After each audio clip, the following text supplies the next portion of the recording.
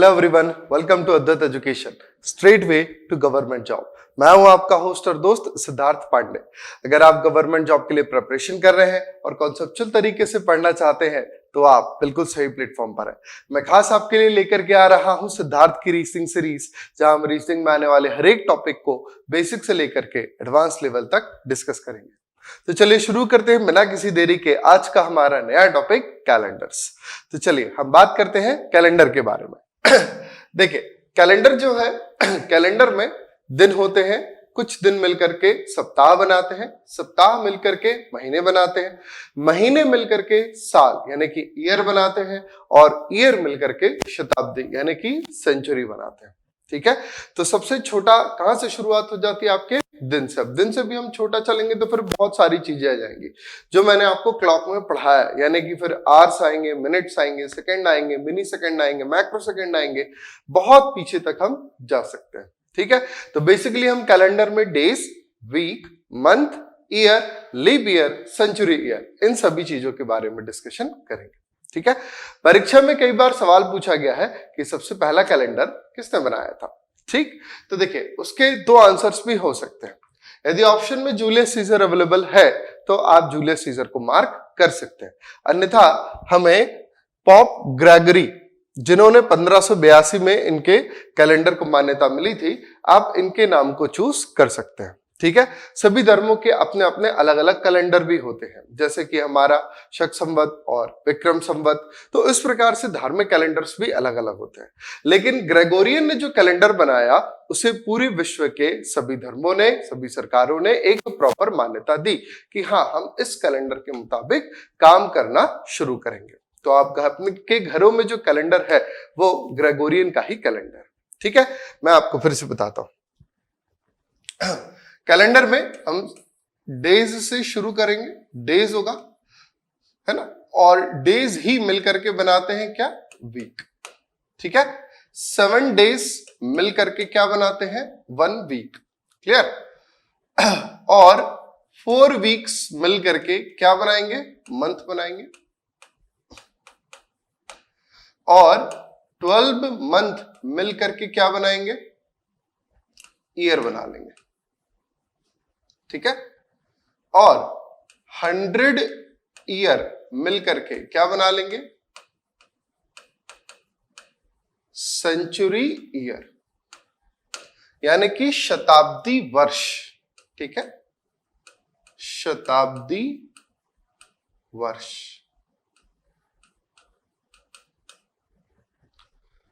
तो इस प्रकार से कुछ हमारी शुरुआत होगी। तो चलिए अब हम बात करते हैं जो ये ईयर है। तो ग्रेगोरियन ने कुल 2 प्रकार के ईयर्स की चर्चा करी है, जिसमें सबसे पहला है नॉर्मल ईयर, जिसे हम हिंदी में कहेंगे साधारण वर्ष। ठीक, और दूसरा है लीप ईयर, लीप वर्ष, या अर्धवर्ष भी कहते हैं।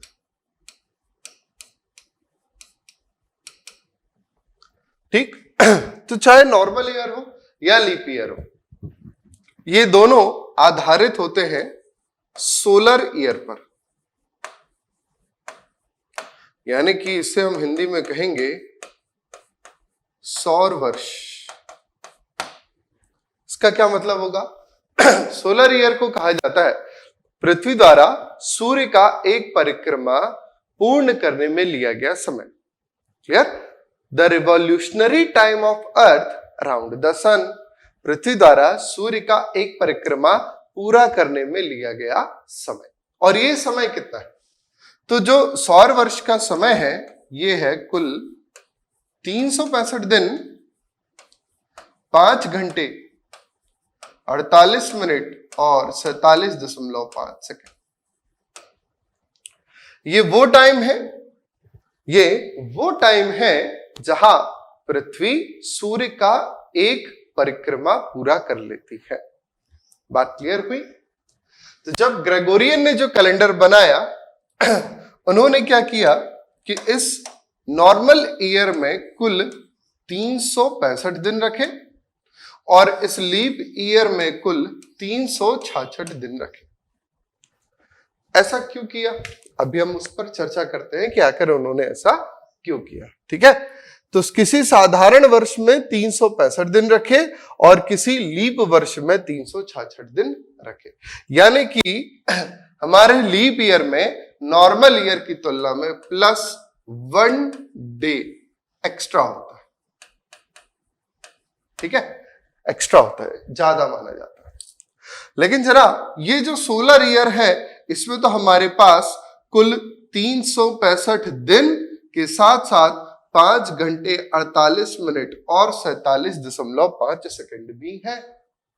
इसका मतलब बेसिकली देखा जाए तो अगर मैं देखूं कि किसी एक सोलर ईयर और एक नॉर्मल ईयर के बीच डिफरेंस कितना आया है ना, इनके बीच में डिफरेंस कितना आया, तो देखें तो ये हुआ 365 दिन 5 घंटे 48 मिनट और 47.5 सेकंड ये समय है। और नॉर्मल ईयर में कितना है, सिर्फ 365 दिन। तो अगर मैं इन दोनों को आपस में घटाता हूं तो मेरे पास बच जाते हैं कुल 5 घंटे 48 मिनट और 47.5 second. This is also important. Exam में यह भी पूछा जा चुका है कि what is the difference between a solar year and a normal year. किसी एक साधारण वर्ष और सौर वर्ष के बीच कितना अंतर होता है या कितना एरर टाइम है। ठीक, तो ये बात भी हमारे लिए एक इंपॉर्टेंट बात हो सकती है। हालांकि जब पीछे पूछा जा चुका है तो आगे पूछे जाने की संभावनाएं कम है, क्योंकि क्वेश्चन सेम नहीं आए, आपके उस कॉन्सेप्ट से नया क्वेश्चन बनेगा। ठीक है, जैसे कि अब इसे ऑप्शन में बदल सकते हैं। यदि मैं इस टाइमिंग को कुल डेज में कन्वर्ट करूं, ठीक है, यदि मैं इस टाइमिंग को डेज में कन्वर्ट करता हूं तो ये हो जाएगा 0.2422 डेज। इंपॉर्टेंट ये है क्योंकि वो वाली बात तो ये पहले ही पूछ चुके हैं, है ना, और अब ये अलग बात पूछ सकते हैं कि बताइए किसी सोलर ईयर सौर वर्ष और किसी नॉर्मल ईयर साधारण वर्ष के बीच फर्क कितना होता है। जैसे कि आप जानते हैं कि किसी नॉर्मल ईयर और किसी लीप ईयर के बीच आने वाला डिफरेंस 1 डे का होता है। ठीक उसी प्रकार सोलर ईयर और नॉर्मल ईयर के बीच डिफरेंस कितने डेज का होता है कि नहीं, तो वो डिफरेंस होता है 0.2422 डेज। इस बात को बहुत ही अच्छे तरीके से ध्यान रखिएगा जनाब। चलिए फिर अब आगे मैं आपको कहानी बताता हूं। अब जब नॉर्मल ईयर था तो फिर ये लीप ईयर कहां से आया और कैसे आया। ठीक है, तो ये एक्स्ट्रा टाइम हर साल छोड़ दिया जा रहा है ना। सोलर वर्ष में तो 365 दिन के साथ साथ ये भी है, लेकिन हर बार एक साल गिनने में हम कितना छोड़ दे रहे हैं, 0.2422 डेज। ठीक है, कहीं कहीं ये जो समय है आपका 5 घंटे, ये जो वाला जो एक्स्ट्रा टाइम है आपका इतना, ठीक, ये जो इतना टाइम है इसे लगभग बराबर 6 आवर्स भी माना जाता है कि ये कहीं ना कहीं लगभग बराबर 6 घंटे है, लेकिन ये 6 घंटे के बराबर नहीं होता। देखिए 5 घंटे 48 मिनट और 47.5 सेकंड के बराबर है, तो ये 6 घंटे के बराबर नहीं है। बस वैसा मान लिया जाता है, सपोज कर लिया जाता है। ठीक है, एक राउंड फिगर बनाने के लिए वैसा सपोज कर लिया जाता है। तो हुआ क्या कि जब बात हुई नॉर्मल ईयर से लीप ईयर में आने के लिए, किसी नॉर्मल ईयर को लीप ईयर आखिरकार कब और कैसे माना जाए। ठीक है, तो हुआ यूं कि हमारा जो कैलेंडर है, जो ग्रेगोरियन की कैलेंडर की शुरुआत है, ये मानी जाती है 1 जनवरी सन 1 से, ठीक है, 1 जनवरी सन 1 एडी, यानी कि एना डोमिनो एडी से माना जाता है, ठीक। तो अब जब नॉर्मल ईयर से लीप ईयर में आने की बातचीत हुई तो पहले तो 1 जनवरी 1001 था, ये पहला साल, फिर दूसरा साल, फिर तीसरा साल, फिर चौथा साल, 5, 6 ऐसे करके आगे बढ़ते गए। तो इस पहले साल में क्या हुआ कि ये जो 6 घंटे का समय है वो लेफ्ट हुआ, हमारे पास बचा रह गया। ये जो हमारा समय है ये क्या है, ये एक्स्ट्रा टाइम है, ठीक है। अभी हमें इसे कहीं ना कहीं एडजस्ट करना होगा, क्योंकि यदि ये एडजस्ट नहीं हुआ तो हमारा जो कैलेंडर है वो गड़बड़ा जाएगा, ठीक है, क्योंकि सारी कुछ चीजें पूरे कैलकुलेशन पर बेस्ड है। पहले जो कैलेंडर्स बनाए गए थे वो सिंपली किसानों को ध्यान में रखते हुए बनाए गए थे कि कब किस फसल को बोना है और किस फसल को काटना है, लाइक रबी और खरीफ की फसलें। आपने पढ़ा होगा, नहीं पढ़ा है तो पढ़ लीजिएगा, इंपॉर्टेंट बात है।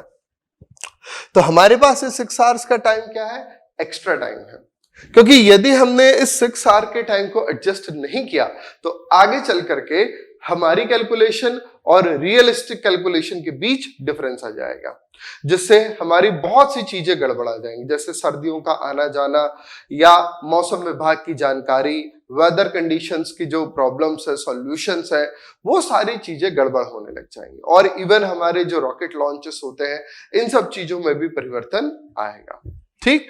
तो इसलिए हमें इस समय को कहीं ना कहीं कवर करना पड़ेगा। तो कवर आखिरकार किया कैसे जाए, तो चलिए देखते हैं हम कि हम इस टाइमिंग को कवर कैसे कर सकते हैं। तो जब हम बात कर रहे हैं किसी लीप ईयर की, ठीक है, तो जो पहला नॉर्मल ईयर था इसमें हमारे पास कितने बचे, 6 घंटे, प्लस जो दूसरा नॉर्मल ईयर आया इसमें फिर से कितने बच गए, 6 घंटे, प्लस जो तीसरा नॉर्मल ईयर आया इसमें फिर से क्या मिले हमको, 6 घंटे, प्लस जो चौथा नॉर्मल ईयर आया इसमें क्या मिले हमको, फिर से 6 घंटे। अब यदि देखा जाए तो 6 धन 6 धन 6, 6 चौको 24 घंटे, और 24 घंटे बराबर क्या हो गया, 1 दिन हो गया, है ना। 24 घंटे बराबर क्या हो गया भाई, 1 दिन हो गया। और यदि मैं इस 1 दिन को इस नॉर्मल ईयर में ऐड कर दूं, तो ये क्या बन जाएगा, ये बन जाएगा मेरा पहला लीप ईयर। ये जो चौथा नॉर्मल ईयर था, तब हमारे बचे हुए समय के साथ इस ईयर के समय को भी जोड़ दिए तो 24 घंटे बन गए, और 24 घंटे जब बन गए तो कितना हो गया, 1 दिन हो गया।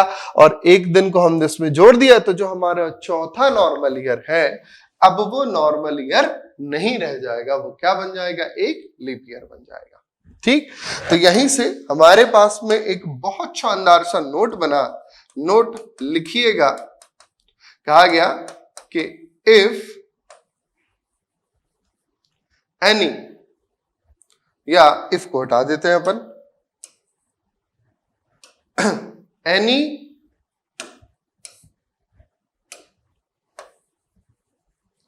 any normal year is a leap year if completely divisible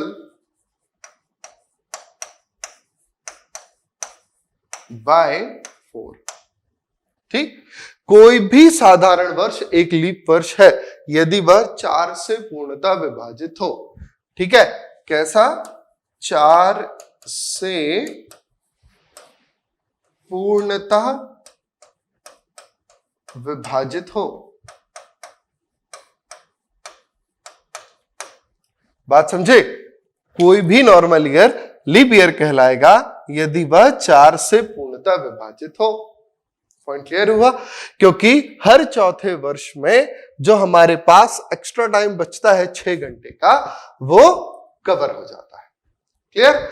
और यदि हम इसकी बात करें, ये डिफरेंस बहुत इंपॉर्टेंट पॉइंट है ना, इसको ध्यान रखिएगा जरा, इसको बेहतर तरीके से नोट डाउन कर लीजिएगा, क्योंकि ये हमारे लिए एक बहुत ही इंपॉर्टेंट पॉइंट है जो कभी भी कहीं भी कैसे भी पूछा जा सकता है कि सोलर ईयर और नॉर्मल ईयर के बीच डिफरेंस कितना होता है। तो डिफरेंस होता है 0.2422 डेज, ठीक है।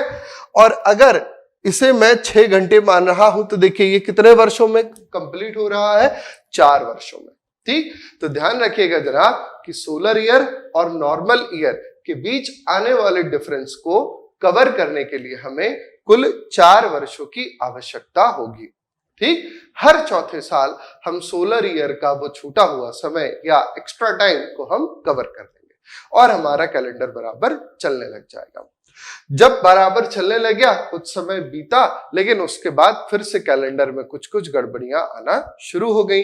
अब वो गड़बड़ी कैसी थी, देखिए हमने इस एक्स्ट्रा टाइम को कवर करने के लिए एक गलती और कर ली। यदि मैं यहां पर लेता हूं 0.2422 डेज और इसे गुणा कराता हूं मैं 4 वर्षों से, 4 ईयर, क्योंकि यहां पर भी 6 हम कितनी बार ले रहे हैं, 4 बार ले रहे हैं ना। और अगर मैं इसे 4 से गुणा कराता हूं तो ये हुआ 4 दूनी 8, 4 दूनी 8, 4 चौको 16 और 4 दूनी 8 और 1 9। ये बच गया मेरा 0.9688 डेज, है ना। तो जनाब ध्यान से देखिए, ग्रेगोरियन जी ने क्या किया, उन्होंने किया यूं कि ये जो 0.9688 डेज का समय था इसे ही लगभग बराबर मान लिया किसके, 1 डे के। 0.9688 डेज को लगभग बराबर मान लिया 1 दिन के। लेकिन क्या ये 1 दिन के बराबर है, नहीं, कहीं ना कहीं कुछ ना कुछ कम तो जरूर है, ठीक। तो कितना कम है हमारे पास में, तो हमने देखा अब देखिए इन दोनों के बीच का जो डिफरेंस होगा, ये समय कहां से मिला है आपको, सोलर ईयर से मिला है ना। ये समय हमको सोलर ईयर से मिला है और ये समय हम किस में ऐड कर रहे हैं, ये समय हम ऐड कर रहे हैं लीप ईयर में। लीप ईयर बनाने के लिए इसको ऐड कर रहे हैं ना। तो यदि मैं इन दोनों के बीच डिफरेंस की बात करूं तो 1 डे माइनस 0.9688, ठीक। तो बराबर कितना बचेगा, ये बचेगा 0.0312 day. Now what is this, ये क्या है सर, तो जनाब ये है डिफरेंस, यानी कि अंतर किस किस के बीच, किसी सोलर ईयर और एक लीप ईयर के बीच। किसी यानी कि एक नहीं, वो कंटिन्यूटी में चल रहा है। 4 वर्षों का सोलर ईयर जो बचा हुआ समय है और एक लीप वर्ष, क्योंकि हम वो एक दिन किस में ऐड कर रहे हैं, वो एक दिन हम ऐड कर रहे हैं हमारे लीप ईयर में, ठीक है। तो देखो जब बात होती है ना लीप ईयर की, तो उसके अंदर में 4 नॉर्मल ईयर कंटेन्ड होते हैं, ठीक। जब एक कंटिन्यूटी में, एक सीरीज में लीप ईयर की बात हो रही है तो वहां पर 4 नॉर्मल ईयर एडेड होते हैं। तो ये आया हमारे पास में एक डिफरेंस सोलर ईयर और लीप ईयर के बीच का। कितना डिफरेंस है, 0.312 डेज, ठीक। तो ये फिर से हमारे पास में क्या हो गया, फिर से हमारे पास में यहां पर आ गया एक्स्ट्रा टाइम। या देखिए अगर आप कंफ्यूज हो रहे हो तो मैं आपको एक बात क्लियर करता हूं कि यहां पर जो हमारे ये 6 आवर्स का टाइम है, इसे हम कह सकते हैं रिमेनिंग टाइम।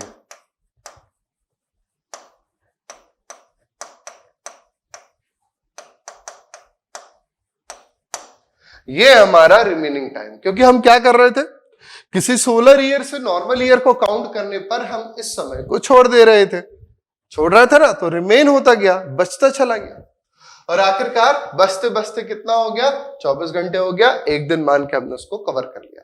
यानी कि इस रिमेनिंग टाइम को कवर करने के लिए हमें कुल 4 वर्षों तक इंतजार करना पड़ा, तब कहीं जाकर के हम इस टाइम को कवर कर पाए, ठीक है। और उसको कवर करने के साथ साथ हमने क्या किया, हमने कुछ एक्स्ट्रा टाइम और मान लिया। क्योंकि हमारा एग्जैक्ट टाइम था 0.9688 डेज, और जबकि हमने क्या मान लिया है हमने पूरा पूरा एक दिन मान लिया है। तो इन दोनों के बीच का डिफरेंस क्या हुआ जनाब? 0.312 डे हुआ, है ना। अब देखिए 0.312 डे किसी एक लीप ईयर यानी 4 वर्षों में पैदा होगा, ठीक। ये 0.312 डेज का एरर किसी एक लीप ईयर या किसी एक या किसी 4 नॉर्मल ईयर में ये डिफरेंस पैदा होगा। बात समझ में आई? अब देखें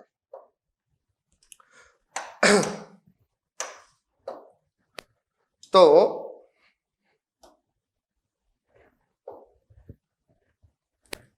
हमारे पास में अब एरर बचता है 0.0312 डेज का, ठीक है।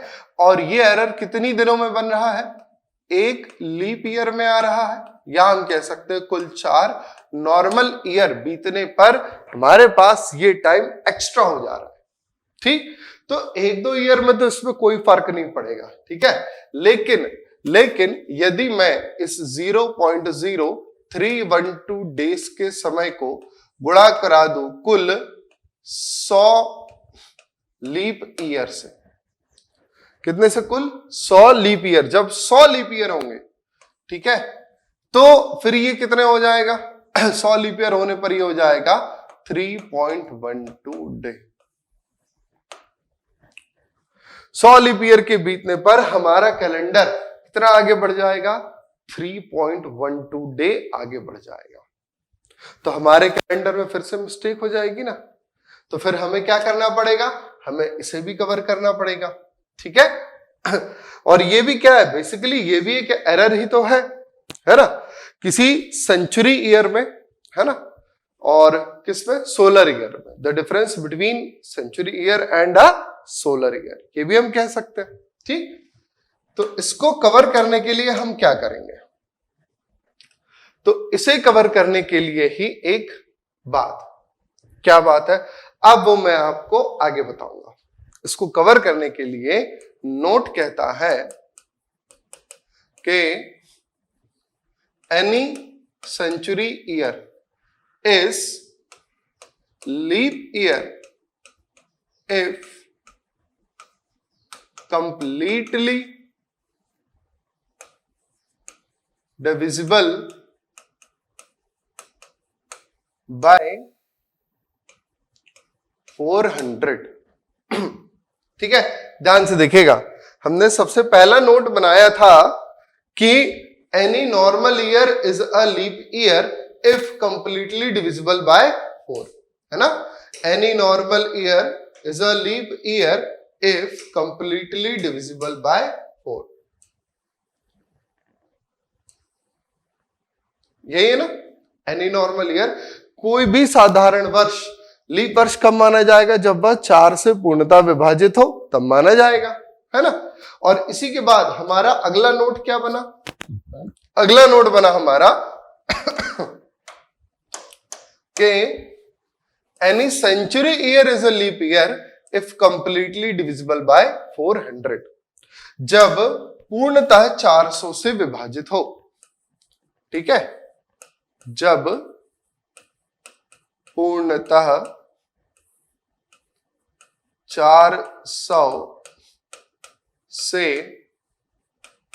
विभाजित हो। बात समझे? कोई भी शताब्दी वर्ष क्या होते हैं? 100, 200, 300, 400, 500, 600, 700, 800, ये सभी क्या है? हमारे शताब्दी वर्ष है, ठीक। तो ये शताब्दी वर्ष को तभी लीप ईयर माना जाएगा जब वो 400 से विभाजित हो, ठीक है। अब इस बात को और क्लियर करने के लिए मैं एक और कॉन्सेप्ट का सहारा लेता हूं, ठीक है। तो साइड हेडिंग डालिएगा। हमारा अगला कॉन्सेप्ट है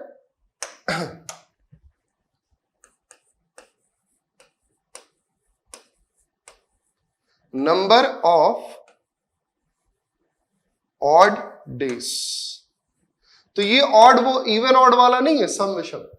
एक्चुअल में ये क्या है? नंबर ऑफ ऑड डेज, यानी कि विषम दिन।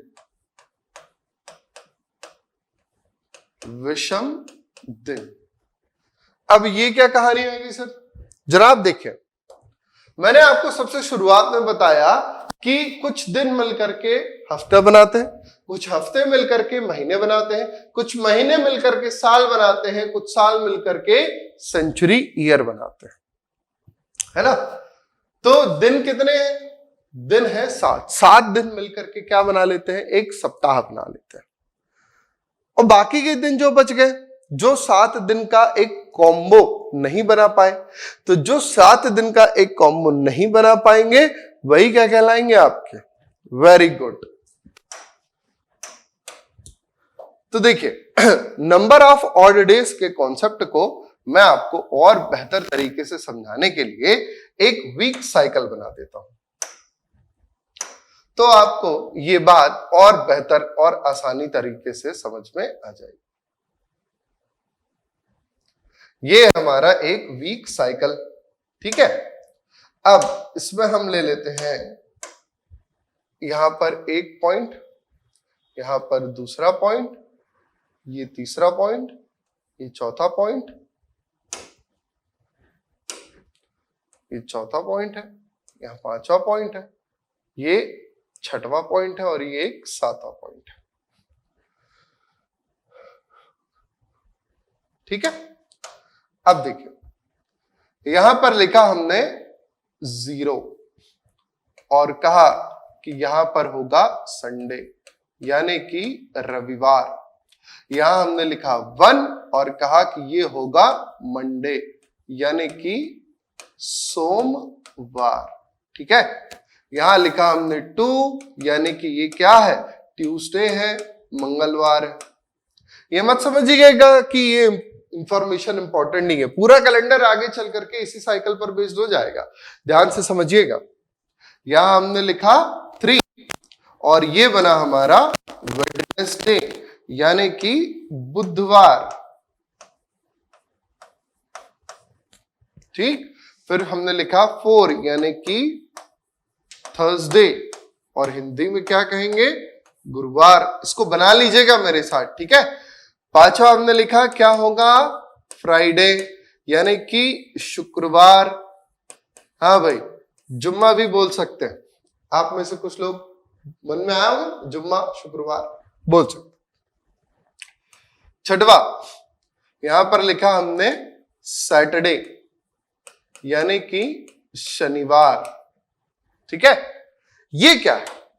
ये है हमारा एक वीक साइकिल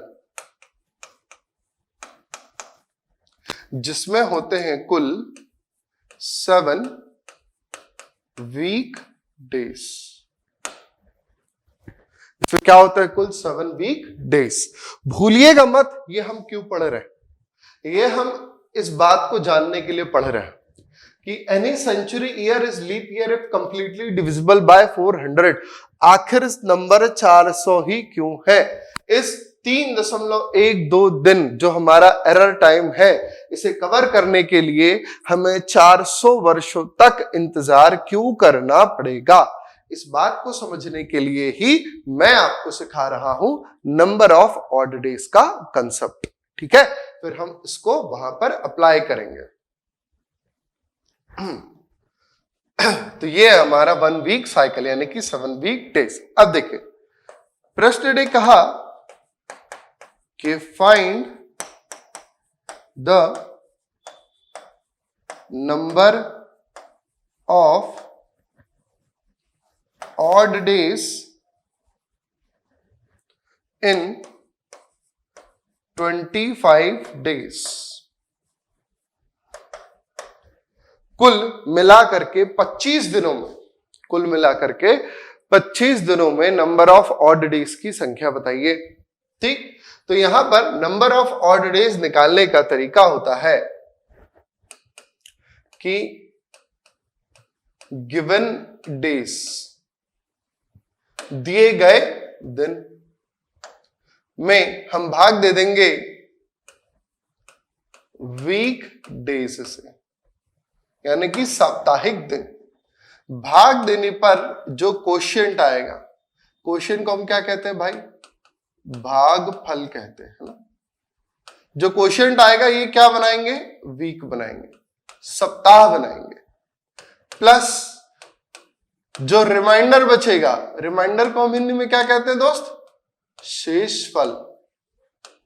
जो शेषफल बचेगा, अरे जो शेषफल बचेगा जनाब, यही तो कहलाएगा नंबर ऑफ ऑड डेज। बात समझ में आई, बिल्कुल समझ में आई।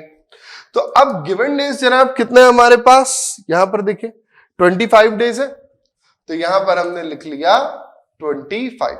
वीक डेज कितने होते हैं, 7 होते हैं। भाग दीजिए तो जरा जाएगा 7 तियां 21, 3 बार, तो 3 क्या बने हमारे, हफ्ते बन गए। और भाग देने के बाद रिमाइंडर यानी शेष कितना बचा, 21 में से 25 में से 21 को घटा देंगे तो बचेगा कितना, 4, 4 ऑड डेज। ये ओडी लिखा है मैंने शॉर्ट फॉर्म में, ठीक है, O for odd, D for day. तो ये हमारे पास में क्या एक्स्ट्रा बच गया, 4 ऑड डेज बच गया। बात समझ में आई, कहां से क्या बचा। एक बार आप बताइएगा जरा आप के find the number of odd days in July month. ऐसे बहुत सारे सवाल पूछ लिए जाते हैं। कैसे, 3 months बिफोर नवंबर, ऐसा बोल देते, 3 months आफ्टर नवंबर, नवंबर के 3 महीने बाद वाले महीने, ठीक है, दिसंबर के 5 महीने पीछे के 2 महीने आगे के 4 महीने पीछे वाले महीने में नंबर ऑफ ऑड डेज बताइए। सवाल बहुत छोटा सा है, बात वही है, सिर्फ पूछने के तरीके बदल जाते हैं, और जैसे ही तरीके बदलते हैं तो हम फंस जाते हैं। तो दोस्तों, यदि आप कहीं फंसते हो तो हमारे साथ टेलीग्राम चैनल पर जुड़िए और वहां पर अपने डाउट को लिख करके फोटो भेजिए। मैं दावा करता हूं कि मैं पर्सनली आपको एक short video at the time तुरंत प्रोवाइड करा दूंगा। भले वहां बोर्ड हो ना हो, मैं आपको कॉपी पेन का सॉल्यूशन रीजनिंग के किसी भी सवाल का इमीडिएट बेसिस पर दिला दूंगा। बात क्लियर हुई। हमारे इसी वीडियो की डिस्क्रिप्शन में टेलीग्राम चैनल की लिंक दी गई है, आप वहां जाकर के उसे ज्वाइन कर सकते हैं, ठीक। So find the number of odd days in July month. जुलाई के महीने में नंबर ऑफ ऑड डेज की संख्या क्या है। तो देखिए, हम जानते हैं कि हर महीने में, हर साल में महीनों की संख्याएं अलग अलग होती हैं। बचपन में आपने सीखा था, नहीं सीखा था तो अभी सिखा देता हूं। देखिए, नदी पहाड़ जानते हैं, ये पहाड़ है और ये नदी है, घाटी।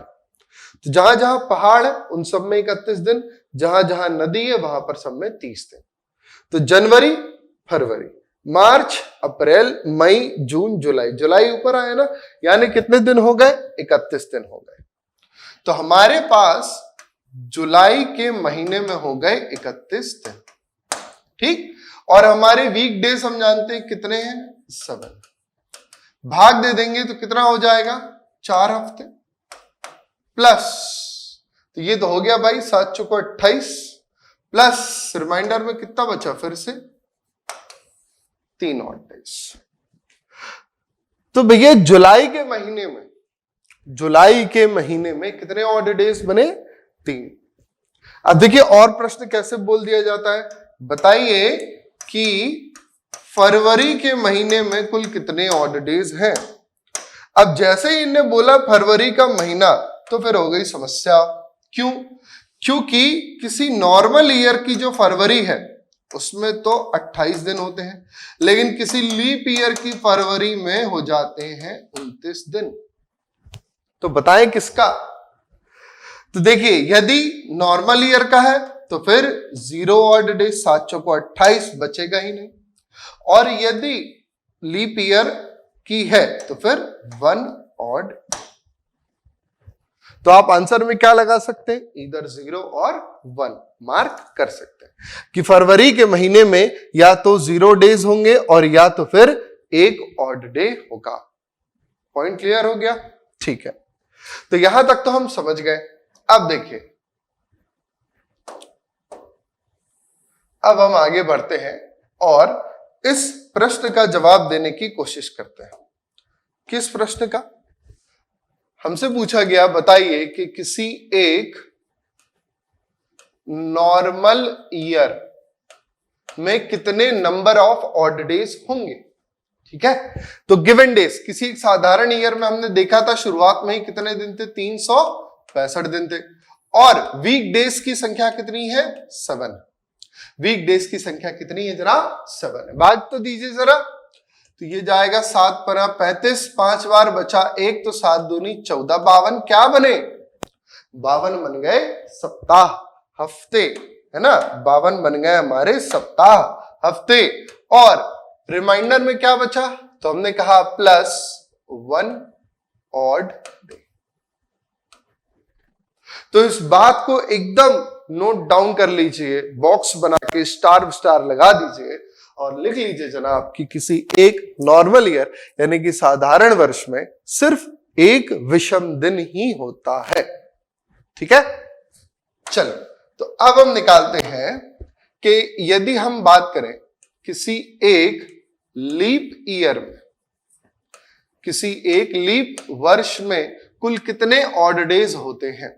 तो हमने कहा लीप वर्ष में हमारे पास दिनों की संख्या हो जाती है 366 और भाग देंगे यदि हम इसे 7 से तो कितना हो जाएगा? ये हो जाएगा 52 हफ्ते। 52 बार तो जाएगा ही जाएगा, लेकिन जनाब इस बार हमारे पास बच जाएंगे 2 ऑड डे। तो किसी एक नॉर्मल ईयर में सिर्फ एक ऑड डे और किसी लीप ईयर में कुल 2 ऑड डेज। ठीक है, अब तो जनाब अब आप निकाल करके दिखाएंगे कि किसी एक सेंचुरी ईयर, किसी एक सेंचुरी ईयर हम कह सकते हैं शताब्दी वर्ष, ठीक, में नंबर ऑफ ऑड डेज की संख्या कितनी होगी। तो हम सबसे पहली सेंचुरी को ले रहे हैं भाई।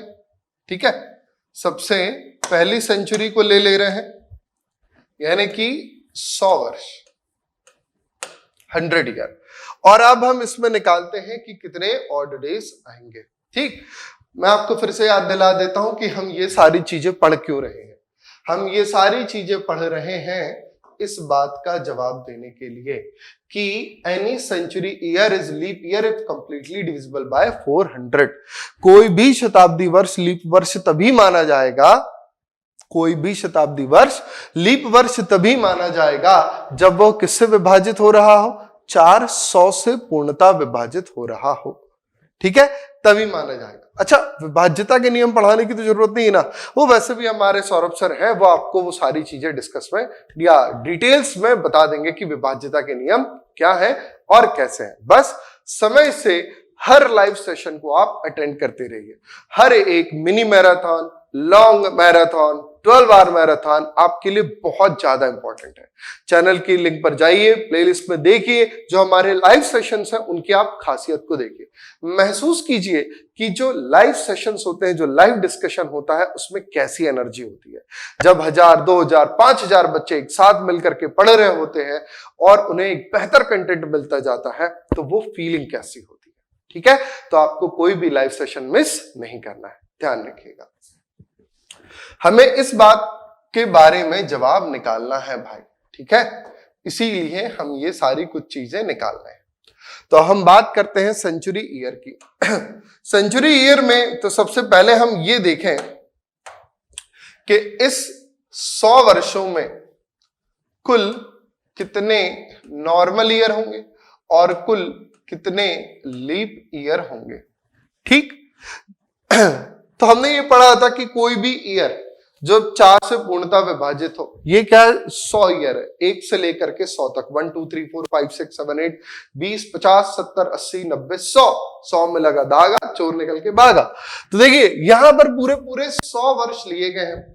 अब जब 100 वर्ष लिए गए हैं जनाब, तो 1 से ही शुरुआत होगी ना, तो जो 4 के मल्टीपल यानी कि 4 के गुणज होंगे वो सभी ईयर क्या कहलाएंगे, हमारे लीप ईयर कहलाएंगे। लाइक 1 2 3 4, 4 क्या हुआ, लीप ईयर हुआ। 5 6 7 8, 8 क्या हुआ, लीप ईयर हुआ। 9 10 11 12, 12 क्या हुआ, लीप ईयर हुआ।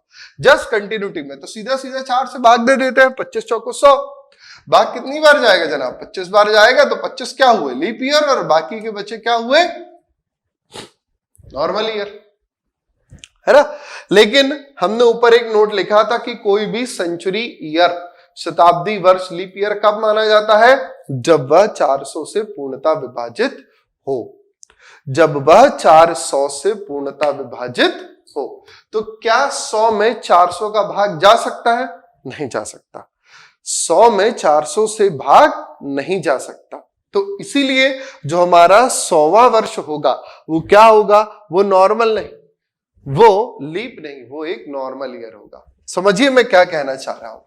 इन 100 वर्षों में जो 4th ईयर है वो लीप ईयर होगा, फिर 8th होगा, फिर 12 होगा, फिर 92 होगा, 96 होगा, लेकिन 100 नहीं होगा, लेकिन 100 नहीं होगा।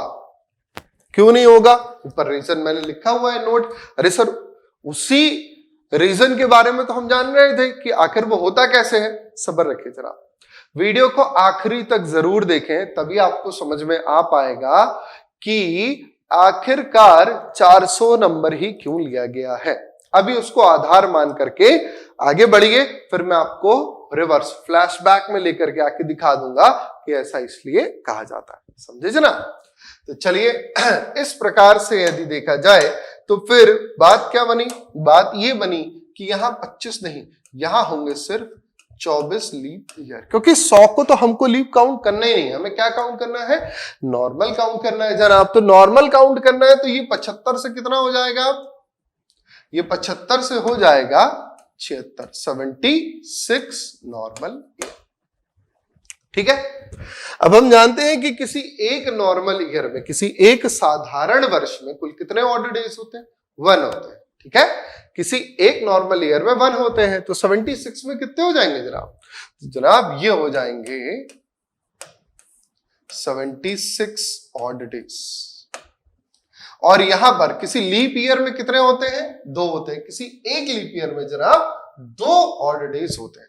तो कुल 24 में कितने हो जाएंगे, तो 24 दूनी 48 ऑड डे हो जाएंगे। इन दोनों को हम जोड़ लेते हैं, जोड़ने पर कितना आ जाएगा, 8 और 6 14 की 4 हासिल 1, 7 4 11 और 1 12, 124। देखिए हमने ऑड डे के रूल्स में पढ़ा है कि जैसे ही 7 दिन पूरे होंगे तो फिर वो ऑड डे से हट जाएंगे। तो इन 124 दिनों में भी जैसे जैसे 7 डेज का साइकिल कंप्लीट होता जाएगा वैसे वैसे ऑड डेज कम होते जाएंगे और वीक बनते जाएंगे। ठीक है, इसे भाग दे दीजिए फिर जनाब 7 से। 7 से जब हम इसे भाग देंगे तो क्या होगा, तो ये हो जाएगा 7 एकम 7, यहां पर आया 1, बचा कितना 5, और यहां पर कितना हुआ 54। तो 7 सतैया 49, तो 7 क्या हो गए, हफ्ते हो गए। और रिमाइंडर कितना बचा, रिमाइंडर बचा 05। तो और यही 5 क्या है, हमारे ऑड डेज है। यानी कि कुल 100 वर्षों में कितने ऑड डेज होंगे जनाब, 5 ऑड डेज होंगे। ठीक, बात समझ में आई। अभी भी हमारे रहस्य से पर्दा नहीं उठा है कि आखिरकार किसी सेंचुरी ईयर को लीप ईयर मानने के लिए 400 से पूर्णतः विभाजित होना जरूरी क्यों है, जबकि हर शताब्दी वर्ष 4 से पूर्णतः विभाजित होगा। ठीक है, 4 की विभाज्यता का नियम बता ही देता हूं, या तो किसी नंबर के आखिरी के, है ना, इकाई के वंस और टेंस, इकाई और दहाई का अंक दोनों 0 0 हो, और या तो फिर वो 4 के गुणज में हो, तभी कोई संख्या या कोई वर्ष 4 से पूर्णतः विभाजित होगा। तो 100 200 300 400 ये सभी क्या है, 100 से 4 से पूर्णतः विभाजित तो है, लेकिन फिर भी जब तक ये वर्ष 400 से पूर्णतः विभाजित नहीं होंगे तब तक इन्हें लीप ईयर नहीं माना जाएगा। क्यों, तो आगे बढ़ते हैं और जानते हैं ऐसा क्यों। तो अभी हमने देखा किसके बारे में, तो जनाब अभी हमने देखा है 100 ईयर के बारे में, और अब हम देखेंगे 200 ईयर के बारे में। 200 वर्षों में कितने होंगे, तो हमने जोड़ा कि 100 100 ईयर प्लस 100 100 ईयर, इसके कितने हो गए भाई 5, और प्लस इसके भी कितने हो गए 5। तो 5 और 5 टोटल कितने हुए 10 हुए। 10 को भाग देंगे 7 से तो कितना रिमाइंडर बचेगा 3। तो किसी 200 वर्षों में कुल कितने ऑड डेज हो गए 3 हो गए। ध्यान रखना 100 में हो गए कितने 5 और 200 में कितने हो गए 3। अब बारी आती है, हम अपने उस रहस्य के बहुत करीब पहुंच रहे हैं साथियों, ध्यान रखिएगा। अब बारी आती है हमारे 300 ईयर्स की। तो ये हुआ कितना 100 year plus 100 year plus 100 year. ये कितने हो गए 5 ऑड डे, ये भी 5 ऑड डे और ये भी 5 ऑड डे। तो टोटल कितने हुए जनाब हुए 15। 15/7 रिमाइंडर कितना बचेगा सिर्फ 1। इसका मतलब कि कुल 300 वर्षों में कितने ऑड डे होंगे 1 ऑड डे होगा। ठीक है 1 ऑड डे होगा। अब बारी आई 400 ईयर्स की, तो इसे भी स्प्लिट कर लेते हैं। 100 year plus 100 year plus 100 year और प्लस 100 ईयर। तो यहां पर इसके 5 ऑड डे प्लस इसके 5 ऑड डे प्लस इसके 5 ऑड डे और प्लस इसके 5 ऑड डे। ठीक है तो ये हो गए सारे के सारे। तो यहां से हमारे पास कितने हो गए टोटल 20। 20 से 7 में भाग दिया तो 7 दूनी 14, रिमाइंडर कितना बचा 6 ऑड डे। है कि नहीं, इतना ही बचा ना जरा। लेकिन ये है गलत, यहां पर 6 ऑड डेज नहीं बनेंगे। क्यों नहीं बनेंगे, तो आइए हम आपको दिखाते हैं कि क्यों नहीं बनेंगे। और वापस आ जाते हैं हम यहां पर।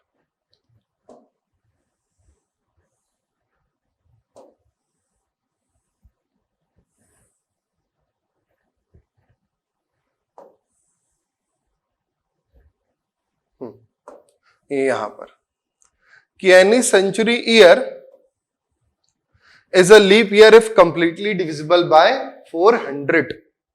ठीक है, किसी भी शताब्दी वर्ष। अब देखिए 400 के पहले तक कितने लीप ईयर पढ़ेंगे, सॉरी कितने सेंचुरी ईयर पढ़ेंगे। तो सबसे तो पहले पड़ेगा 100th वाला, प्लस फिर कौन सा पड़ेगा 200th वाला, फिर कौन सा पड़ेगा 300 वाला और फिर आखिरी में जाकर के कौन सा मिलेगा 400 वाला। यही मिलेंगे ना सब। यहां ये 100, 200, 300 और 400। हमारे पास एक्स्ट्रा टाइम कितना है 3.12 डे। ये क्या है हमारे पास में एक्स्ट्रा टाइम, ज्यादा है ना। हमें सबसे पहले तो रिमेनिंग टाइम मिला था, कितने दिन का मिला था 0.2422 डेज का मिला था।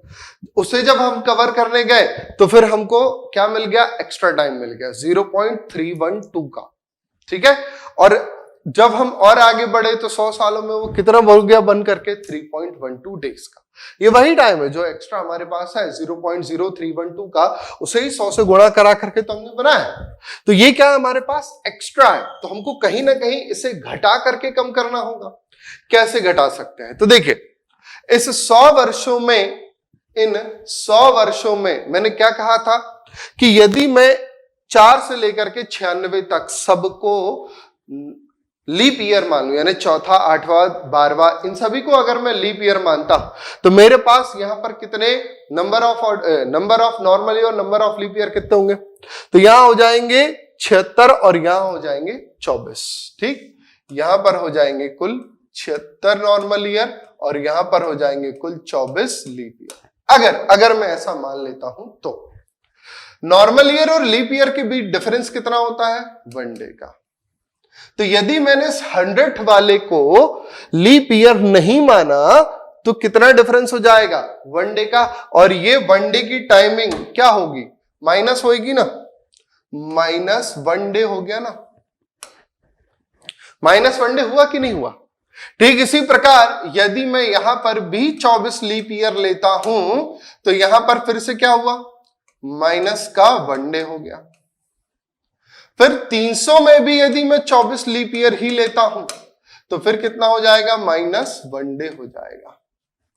अब 400 में मैं क्या कर लूंगा, मैं ले लूंगा पूरे के पूरे 25 लीप ईयर, तो अब तो -1 डे नहीं होएगा। यानी ओवरऑल 100, 200 और 300 से कितना, इन सभी को यदि मैं जोड़ दूं तो कितना हुआ, -3 डे हुआ, -3 डे हुआ। हमारे पास एक्स्ट्रा टाइम कितना है, 3.12 डे है ना। हमारे पास जनाब एक्स्ट्रा टाइम कितना है, तो हमारे पास में जो एक्स्ट्रा टाइम है हमारा वो है 3.12 डे का। और यहां से हमने अपना कितना समय बचा लिया है, 3 दिन का। इन दोनों को यदि हम घटा देंगे तो कितना बचेगा, 0.12 डेज का, 0.12 डेज का एरर बचेगा। ठीक है, अभी भी यानी कि बच रहा है, अभी भी एकदम परफेक्ट क्लियर नहीं हुआ, मतलब एकदम एग्जैक्ट नहीं आया, अभी भी कुछ ना कुछ समय बच रहा है। और यही है हमारे रहस्य का पर्दा जो कि अब उठ चुका है। जब हम 100, 200 और 300 को लीप ईयर नहीं मानेंगे और एक एक दिन को कम करते जाएंगे तो हमारे ये 3.12 डेज का समय इन 3 डेज के साथ कवर अप हो जाएगा और सिर्फ कितना बचेगा, 0.12 डेज का समय बचेगा। यहां से एक बहुत इंपॉर्टेंट और बहुत लॉजिकल बात बाहर निकल करके आती है। देखिएगा किस प्रकार की बात बाहर निकल करके आती है कि जब आपके पास में एरर आया 0.2422 डेज का, ठीक है, जब आपके पास एरर आया 0.2422 डेज का, तो इसे कवर करने के लिए, इस पर्टिकुलर टाइम को कवर करने के लिए हमें कब तक का वेट करना पड़ा, 4 इयर्स का, 4 वर्षों का हमें इंतजार करना पड़ा। और इन 4 वर्षों में इंतजार करने में हमारे पास कितना एरर आया, 0.0312 डेज का। और इन्हें कवर करने के लिए हमें कितने वर्षों का इंतजार करना पड़ा, 400 वर्षों का इंतजार करना पड़ा। ठीक, और ये क्या है फिर हमारा अगला एरर है, यानी कि 0.12 डेज का एरर है। और इसे कवर करने के लिए अब 3323 ईयर तक इंतजार करना पड़ेगा। 3323 साल के बाद ये कहीं ना कहीं जाकर के एक दिन का समय बना पाएगा। तब तक तो कोई इंतजार नहीं कर पाएगा, नो वन। तो इसलिए तो ये है हमारे एरर टाइम्स और उनको कवर करने में लिया गया समय। इसीलिए कोई भी लीप ईयर कब माना जाता है, हर चौथे साल में। और कोई सेंचुरी ईयर लीप कब माना जाता है, हर 400वें साल में। ठीक है, अब इसके बाद अगर एरर कवर करना हो तो 3323 साल तक इंतजार करिए। इच्छा है, नहीं है ना, आगे बढ़ते हैं फिर। तो यही था हमारा रहस्य कि आखिरकार 4 और 400 ही क्यों लिया जाता है। ठीक है, अब हम इसको सुधार लेते हैं भाई, क्योंकि हमें पता है ना यहां पर क्या करना होगा, +1 ऑड डे और बढ़ जाएगा, क्योंकि 400 वाले में 24 नहीं, पूरे 25 लीप ईयर होंगे, जिसकी वजह से इन सबको टोटल करने पर यहां पर क्या आ जाएगा, 21 को 7 से भाग देंगे तो कितनी बार जाएगा, 7 × 21, 3 हफ्ते प्लस 0 ऑड। तो कुल 400 वर्षों में हमारे पास बचेंगे 0 ऑड डे। बात समझ में आई, एकदम पॉइंट टू पॉइंट क्लियर है। यदि कोई डाउट हो स्क्रीनशॉट लो और टेलीग्राम पर भेज दो, मैं आपको वहां फिर से और इससे संबंधित जानकारी बता दूंगा। ये मत समझिएगा कि ये बताया बस इतना ही है भाई, कैलेंडर बहुत बड़ा टॉपिक होता है। यदि हम इसको पूरा पढ़ाने लगे हर एक एग्जाम के हिसाब से तो कम 20 से 25 क्लास तक चला जाएगा। आज हमारे कैलेंडर का फर्स्ट पार्ट था जहां पर मुझे आपको इन सब चीजों के बारे में बेसिक्स डिटेल करना था। आगे की जानकारी के लिए और कॉम्पिटिटिव एग्जाम्स में किस प्रकार के सवाल पूछे जाते हैं, इस सभी चीजों को जानने के लिए जुड़े रहिए मेरे साथ अद्वैत एजुकेशन के साथ। जय हिंद दोस्तों।